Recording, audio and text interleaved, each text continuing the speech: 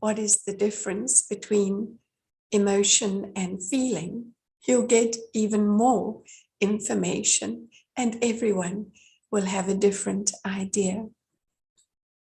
The truth is, we have never been taught, we have never been guided into what we might call self-understanding.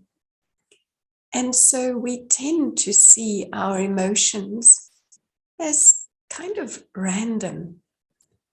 And this is not helpful for us at all, because if we can understand what emotions are, then we can start to explore their origins. Remember that emotions come from the ego, and the ego is created when we create an image on the screen of our minds and then become attached to that image. That's when the ego is born. So remember, ego, just the false identity. So we begin to understand that ego is coming not from emotion is coming not from the true self. So then we start to think, well, are there any emotions that are good? And of course, as mentioned in the short meditation, we spoke about true feelings. Peace is a true feeling. When we say true, we mean original. So something that is original is coming from truth. It means it doesn't change. It doesn't alter. Now, we can't say that about our emotions. Our emotions can be like a yo-yo, up and down and this way and that way. In fact, as we grow up, we've actually been taught to build our lives around becoming and being attached either to someone or to something. And then we are further taught that if we do that, we will experience security. So attachment to someone or something will make us secure. But we can see that that's very, very fragile, because the object or the person that we are trying to take our security from also changes. In the physical dimension of life, in the drama of life, one thing we know is that everything changes and ultimately everything ends. So then we are placing our security based on things that are temporary, not very wise at all. But we are programmed to want more, to aspire to more, believing that our security is to be found there. Well, the more attachments to images and ideas that we collect, the greater the insecurity. And what is the result, the first result of insecurity? We've discussed this before, but valuable to actually revise. The first response to a feeling of insecurity is the emotion of fear. And that fear is, of course, when we're insecure, it's the fear of loss. And then the second emotion is the sadness once loss has been experienced. So we've got the fear, then we've got the sadness. And what is the third one? If we perceive that someone is to blame for our loss, and that loss can be many things, it can be loss of what we perceive to be loss of face or honor, so loss of respect. And if we perceive someone to blame for that, what is the next emotion? Actually, it's anger. That's the next emotion. So we can see these three: fear, sadness, and anger. And definitely worthwhile, doing some self-observation in this regard, and just see how we create an image of how we expect things to be. I can expect to be treated in a particular way. I can expect somebody to have good manners. But when that image is not fulfilled, then I go into some kind of emotion because I'm attached to that image. So by now, this should be actually getting clearer for us. So when we see that we are so susceptible to going into these different emotions, we realize that such a life is guaranteed to be full of anxiety and tension, maybe even resentment, and definitely more insecurity. So these are also emotions that are stemming from the ego. Remember, the ego is the self that takes offense. It's that part of us that gets hurt or gets upset or angry. So that's why so often, we are stressed because we're anxious about something, we're worried about something. There is tension in our lives. And of course, sometimes we may be tempted to seek relief from these emotions. So what are some of the things that we do to alleviate some of these emotions? Anyone like to share? Please feel free to unmute. What do we do to try and run away from these uncomfortable feelings and emotions? You can type in the chat if you like, or feel free to unmute and share.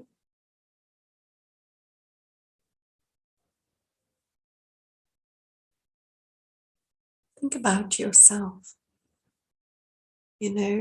Life gets too much. You get overwhelmed by your feelings. So what do we do? Any thoughts?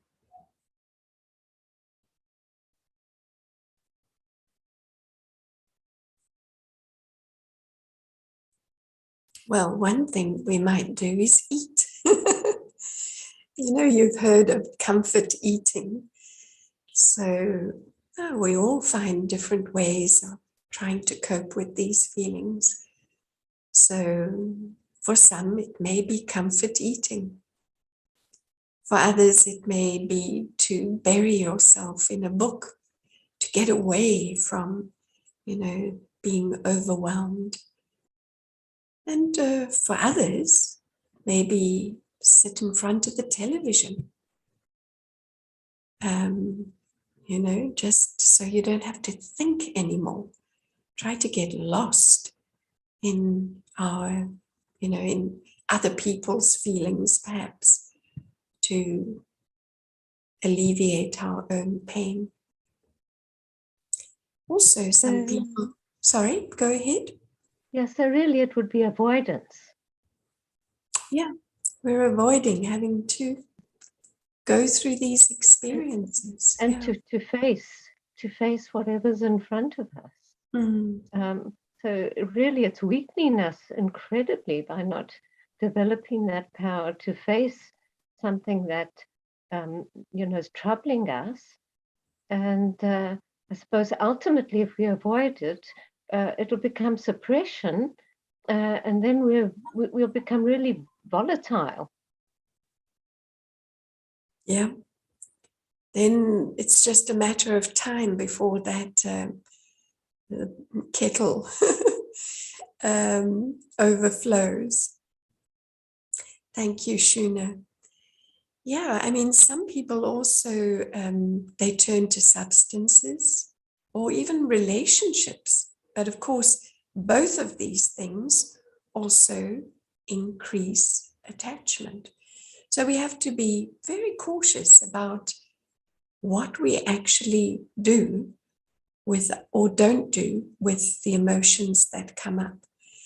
Any form of dependency will take us to a mindset of being a victim. And it's so easy to slip into that mode of being a victim. So that brings us to another thing that happens. Mike talks about our soundtrack. He says we all have a soundtrack. And so when we get together with people or we have a discussion, what we do is we play our soundtrack. And very often that soundtrack can be of the victim, poor me. It's always, as Shuna mentioned earlier, about somebody else, blame.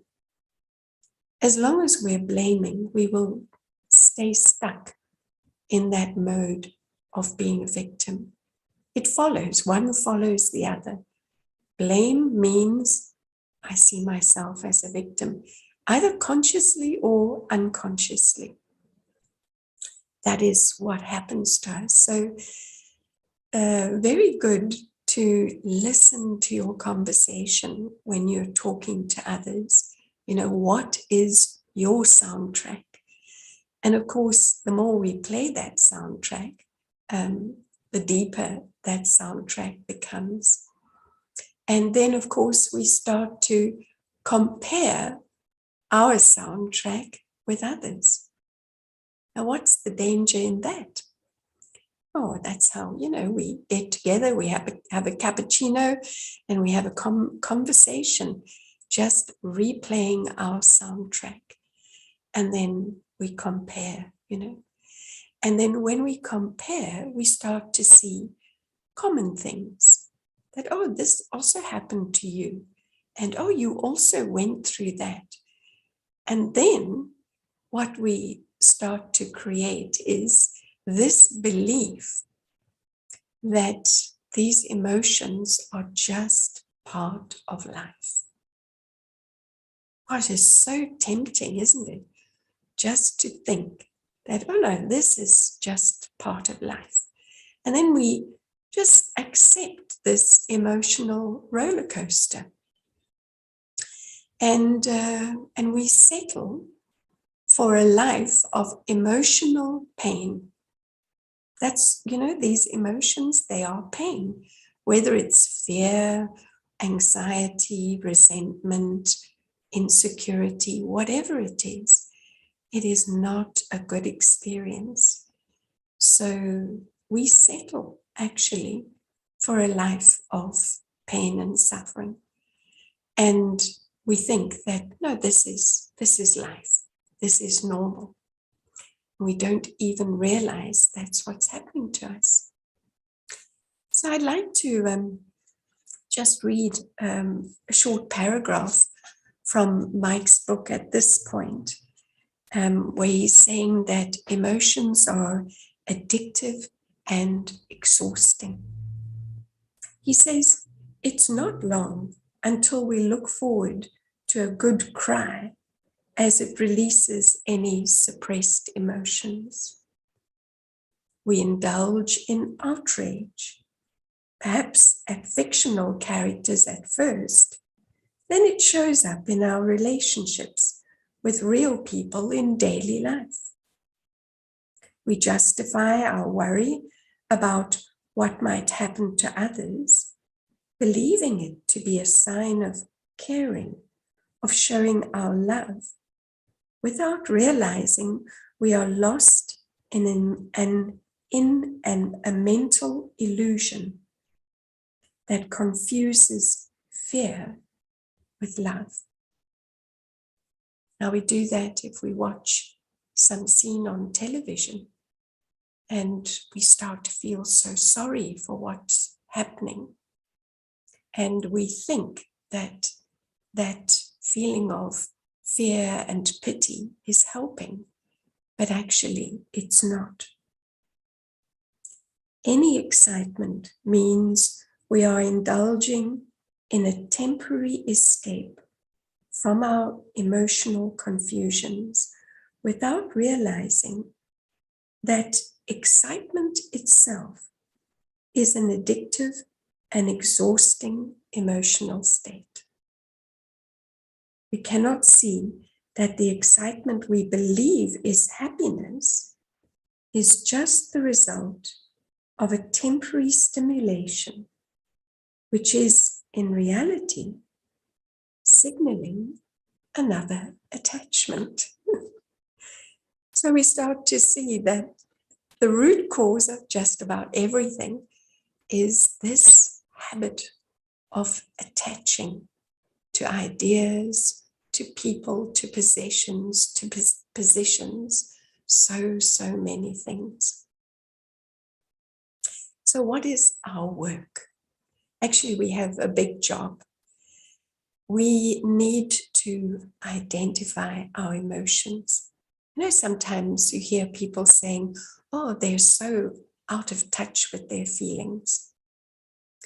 You know, quite a long time ago, I started to keep a daily journal.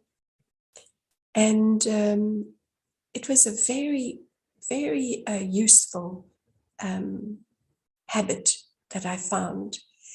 And I would write many things in the journal.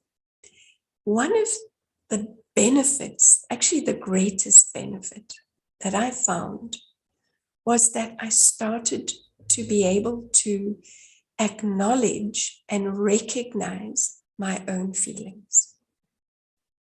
You know, sometimes the feelings are happening to us and we're completely unaware. And it was such a good experience to be able to identify my feelings and actually to give them a name, you know, to name the feelings. And you can experiment with this. It's not that we want to now indulge in that, but this is an exercise of awareness of what we are feeling. Name the feeling. And then the last part, quietly in your own time, to explore where that feeling is coming from. And this is what is going to show us where we are attached. What are those false identities full of expectations that are constantly being unmet and therefore causing a lot of emotion? Another thing that can be very useful in this is to have deep conversations with people who are like-minded and to talk about our own emotions. This can be extremely useful if we do it accurately. And Mike highlights 3 areas that we have to be careful with when we are sharing deeply about what we are feeling.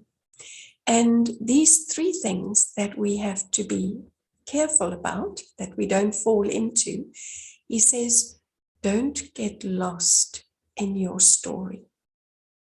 Because when you do, normally you will position yourself as a victim. So we have to be careful not to get lost in our own story. We have to remain detached, to be the detached observer and share about our feelings. The second thing he says to be careful about is that when you tell your story, don't fall into the trap of recreating the emotions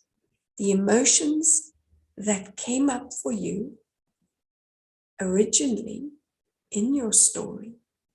When you relate that story, it's so easy to go back and get trapped in the feelings that came up. So again, to be detached. And lastly, not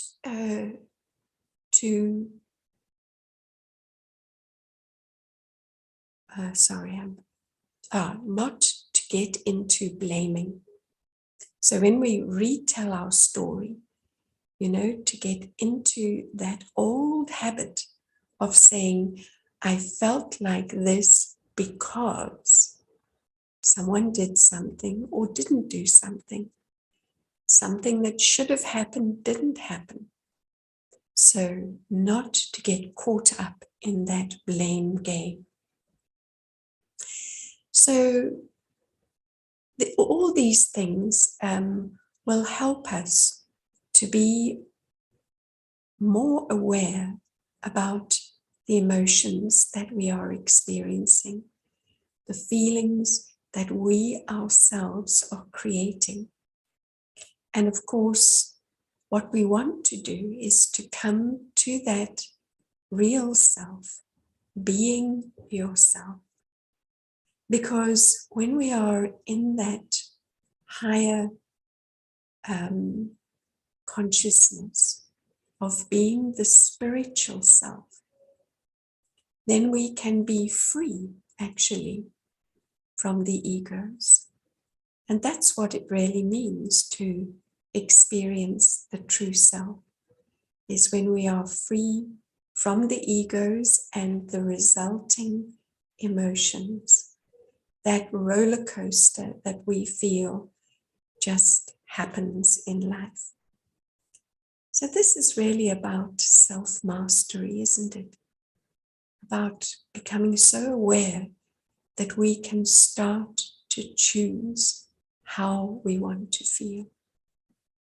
So let's close there, perhaps with a meditation. But before we go into the meditation, it would be very nice to hear your thoughts, maybe some questions or comments.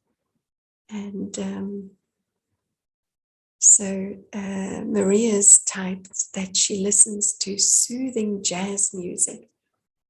Well, music can be an amazing tool, actually, to soothe our emotions. But then it's good always to come back, to unpack, to see what is the cause of that emotion. Does anyone else like to share anything, ask a question, make a comment? Most welcome.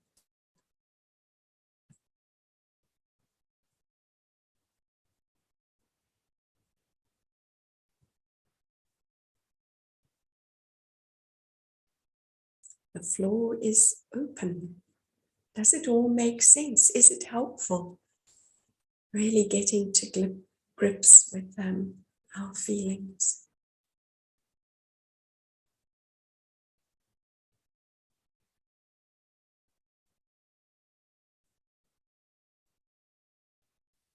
Absolutely.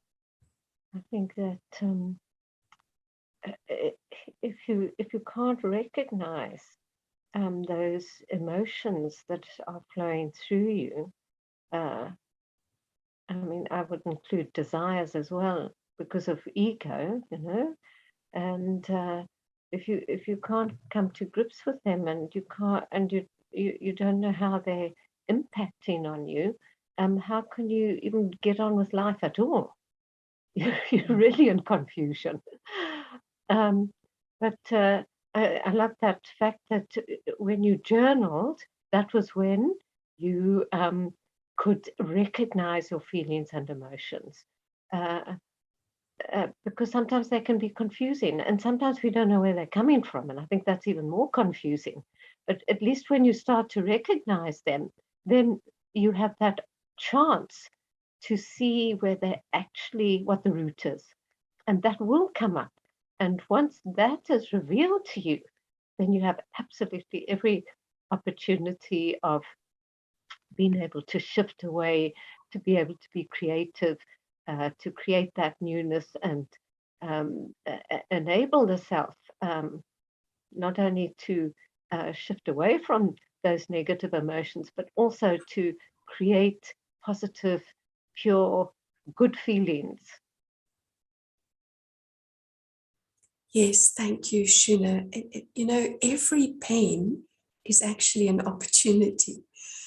And if we go through life with that attitude, then, the pain becomes a friend, actually, signaling, okay, there's some change that needs to happen.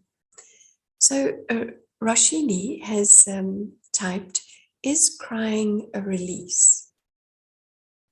So that's an interesting question.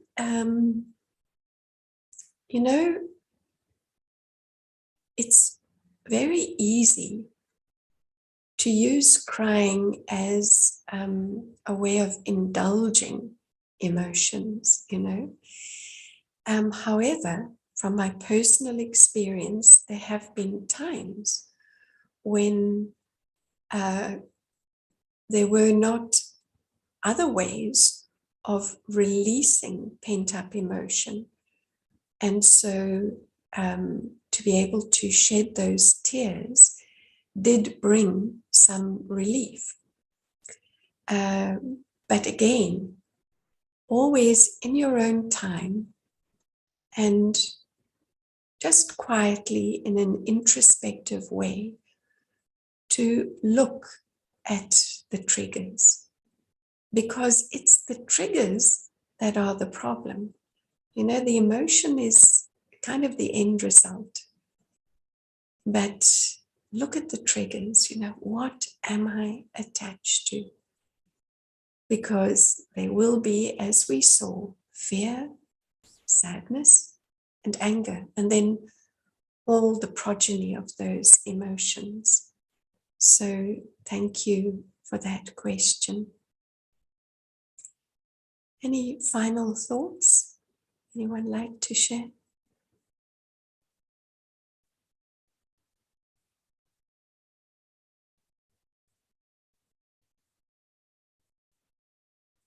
So shall we have some time for inner reflection, quiet time, and go into exploring this elusive real self. So as we sit quietly, it is very natural to gravitate towards the inner world of our thoughts and our feelings.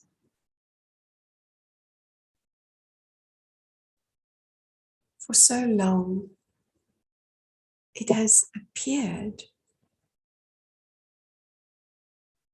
that things outside of ourselves are responsible for our thoughts and feelings.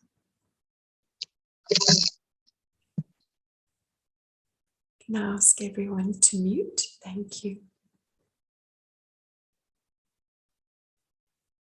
So this old habit of thinking that someone or something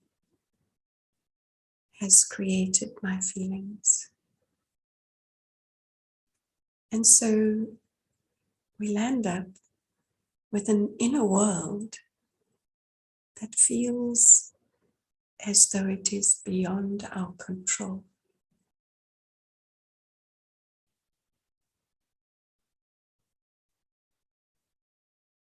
And so easy to get confused, even to feel helpless. Remember that the quality of our lives depends on the quality of our feelings. And so when the quality of our lives is dependent on things beyond our control, there can be disheartenment,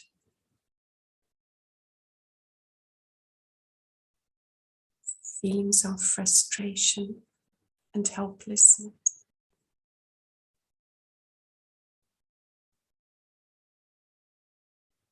When we see very deeply, have that deep realization that I am the creator of my own thoughts and my own feelings, irrespective of the triggers. I am the creator. This realization puts power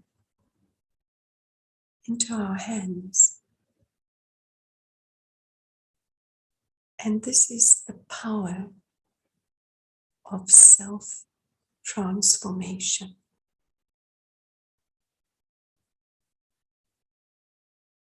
Becoming the master once again.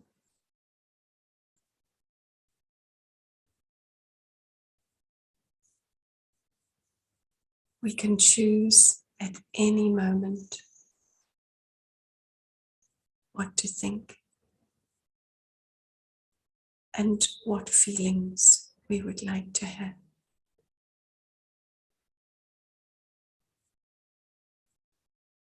We are not beggars nor victims.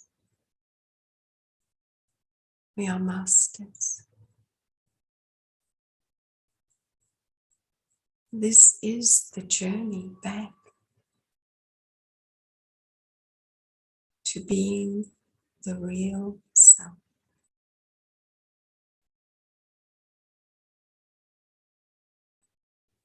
The one who chooses peace and loving feelings above all else in all situations.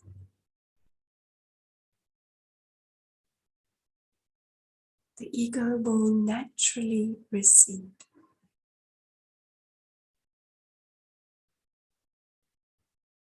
The ego cannot remain in the face of truth. And then these very beautiful feelings, they transform our inner world and they radiate out into our homes, influencing those close to us, but even our communities.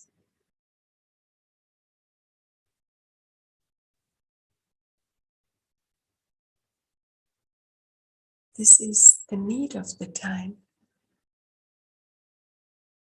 not more ego reactions, but true peace, true love, and true joy.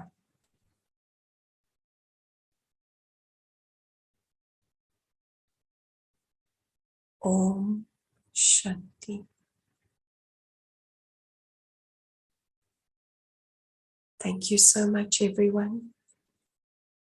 Have a beautiful day, and perhaps take some time today to reflect on the emotions that come up for you.